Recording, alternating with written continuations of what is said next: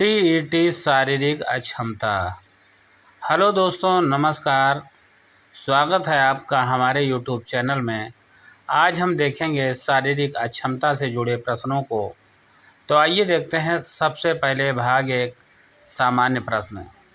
और पहला प्रश्न है, शारीरिक अक्षमता क्या है?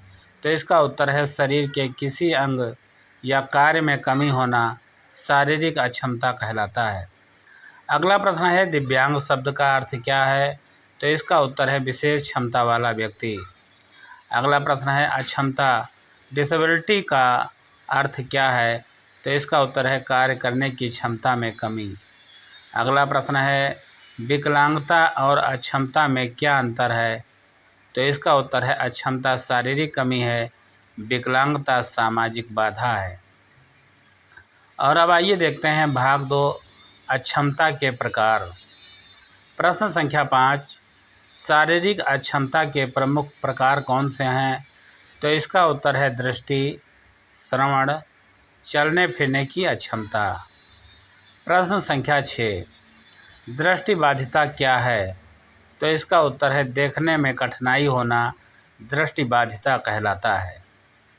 प्रश्न संख्या 7, श्रवण बाधिता क्या है? तो इसका उत्तर है, सुनने में कठिनाई होना श्रवण बाधिता कहलाता है। प्रश्न संख्या 8, अस्थि बाधिता क्या है? तो इसका उत्तर है, हड्डियों मांसपेशियों में समस्या अस्थि बाधिता कहलाता है। प्रश्न संख्या 9, सेरेब्रल पाल्सी क्या है? तो इसका उत्तर है, मस्तिष्क से जुड़ी शारीरिक समस्या। और अब आइए देखते हैं भाग 3, समावेशी शिक्षा। प्रश्न संख्या 10, समावेशी शिक्षा क्या है? तो इसका उत्तर है, सभी बच्चों को एक साथ पढ़ाना समावेशी शिक्षा कहलाता है। अगला प्रश्न है, समावेशी शिक्षा का उद्देश्य क्या है? तो इसका उत्तर है, समान अवसर देना।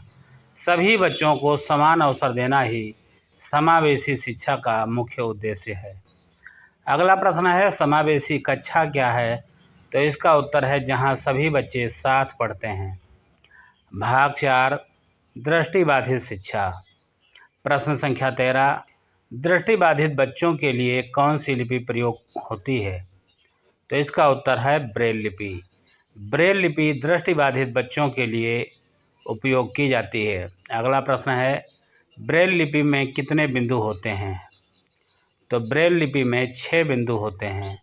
अगला प्रश्न है, प्रश्न संख्या 15, ब्रेल लिपि किसने बनाई? तो इसका उत्तर है, लुई ब्रेल ने। लुई ब्रेल ने ब्रेल लिपि बनाई थी। और अब आइए देखते हैं भाग 5, श्रवण बाधित। प्रश्न संख्या 16, श्रवण बाधित बच्चों के लिए कौन सी भाषा प्रयोग होती है? तो इसका उत्तर है, सांकेतिक भाषा। सांकेतिक भाषा का श्रवण बाधित बच्चों के लिए उपयोग किया जाता है। प्रश्न संख्या 17, हियरिंग एड क्या है? तो इसका उत्तर है, सुनने में सहायता करने वाला उपकरण हियरिंग एड कहलाता है। भाग 6, अधिनियम और योजनाएं। प्रश्न संख्या 18, RPWD एक्ट कब लागू हुआ? तो इसका उत्तर है, 2016 में। प्रश्न संख्या 19, RTE एक्ट कब लागू हुआ? तो ये लागू हुआ 2009 में। भाग 7, सीखने की समस्याएं। प्रश्न संख्या 20, डिसलेक्सिया क्या है? तो इसका उत्तर है, पढ़ने में कठिनाई। अगला प्रश्न है, प्रश्न संख्या 21, डिसकैलकुलिया क्या है? तो इसका उत्तर है, गणित में कठिनाई। प्रश्न संख्या 22, डिस्ग्राफिया क्या है? तो इसका उत्तर है, लिखने में कठिनाई। अब देखते हैं भाग 8, शिक्षक की भूमिका। प्रश्न संख्या 23, शिक्षक का मुख्य कार्य क्या है? तो इसका उत्तर है, सभी बच्चों को समान अवसर देना। प्रश्न संख्या 24, IEP का अर्थ क्या है? तो इसका उत्तर है, व्यक्तिगत शिक्षा योजना। अगला प्रश्न है, ADHD क्या है? तो इसका उत्तर है ध्यान की कमी का विकार। अगला प्रश्न है ऑटिज्म क्या है? तो इसका उत्तर है विकासात्मक विकार। अगला प्रश्न है इंक्लूसिव एजुकेशन किसके लिए है? तो इसका उत्तर है सभी बच्चों के लिए। अगला प्रश्न है स्पेशल एजुकेशन क्या है? तो इसका उत्तर है विशेष बच्चों की शिक्षा। अगला प्रश्न है हैंडीकैप क्या है? तो इसका उत्तर है सामाजिक बाधा।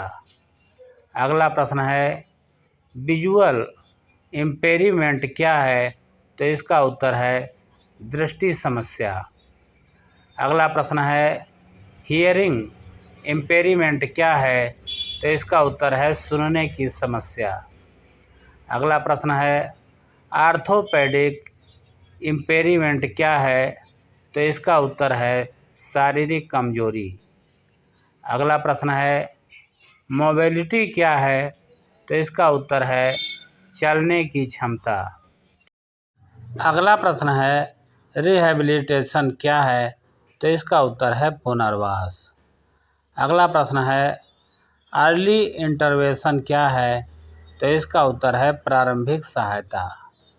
अगला प्रश्न है रेमेडियल टीचिंग क्या है? तो इसका उत्तर है सुधारात्मक शिक्षा। अगला प्रश्न है एकोमोडेशन क्या है? तो इसका उत्तर है सुविधा देना। अगला प्रश्न है एडाप्टेशन क्या है? तो इसका उत्तर है बदलाव करना। अगला प्रश्न है बैरियर फ्री एनवायरनमेंट क्या है? तो इसका उत्तर है बिना बाधा का वातावरण। अगला प्रश्न है स्पीच थेरेपी क्या है? तो इसका उत्तर है बोलने की चिकित्सा। अगला प्रश्न है ऑक्यूपेशनल थेरेपी क्या है? तो इसका उत्तर है कार्य कौशल सिखाना। अगला प्रश्न है आईक्यू क्या मापता है? तो इसका उत्तर है बुद्धि स्तर। अगला प्रश्न है सीपी का संबंध किससे है? तो इसका उत्तर है मस्तिष्क से। अगला प्रश्न है ब्रेल किसके लिए है? तो इसका उत्तर है दृष्टि बाधित बच्चों के लिए या लोगों के लिए। अगला प्रश्न है साइन लैंग्वेज किसके लिए है? तो इसका उत्तर है श्रवण बाधित व्यक्तियों के लिए। अगला प्रश्न है इनक्लूसिव किसके लिए प्रयोग किया जाता है? तो ये सबको शामिल करने के लिए प्रयोग किया जाता है। इंटीग्रेशन का अर्थ क्या होता है? तो इसका अर्थ होता है मिलाना। डिसेबिलिटी का मतलब क्या होता है? तो इसका मतलब है अक्षमता। अगला प्रश्न है स्पेशल स्कूल का मतलब क्या होता है? तो इसका मतलब है अलग स्कूल। अगला प्रश्न है मेन स्ट्रीमिंग क्या है? तो यह है सामान्य कक्षा में लाना। अगला प्रश्न है लर्निंग डिसेबिलिटी क्या है? तो यह है सीखने में समस्या। अगला प्रश्न है इमोशनल डिसऑर्डर क्या है? तो ये होता है भावनात्मक समस्या। अगला प्रश्न है सोशल स्किल्स क्या है? तो ये है सामाजिक कौशल। अगला प्रश्न है कॉग्निटिव स्किल्स क्या है? तो ये होता है मानसिक कौशल। अगला है मोटर स्किल्स क्या है? तो ये होता है शारीरिक कौशल। अगला प्रश्न है असिस्टिव डिवाइस क्या है? तो यह है सहायक उपकरण। अगला प्रश्न है व्हील चेयर क्या है?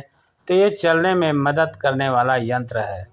अगला प्रश्न है हियरिंग एड क्या है? तो ये सुनने में मदद करने वाला यंत्र है। ब्रेल बुक क्या है? तो ये पढ़ने में मदद करने वाली किताब होती है। अगला प्रश्न है इंक्लूसिव पॉलिसी क्या है? तो ये होती है समावेशी नीति। अगला प्रश्न है इक्वलिटी क्या है? तो इसका अर्थ होता है समानता। इक्विटी क्या है? तो यह है न्यायपूर्ण समानता। अगला प्रश्न है पार्टिसिपेशन क्या है? तो ये होता है सहभागिता। अगला प्रश्न है एसेसिबिलिटी क्या है? तो ये होती है पहुंच या सुविधा। वीडियो आपको कैसा लगा कमेंट करके ज़रूर बताइएगा।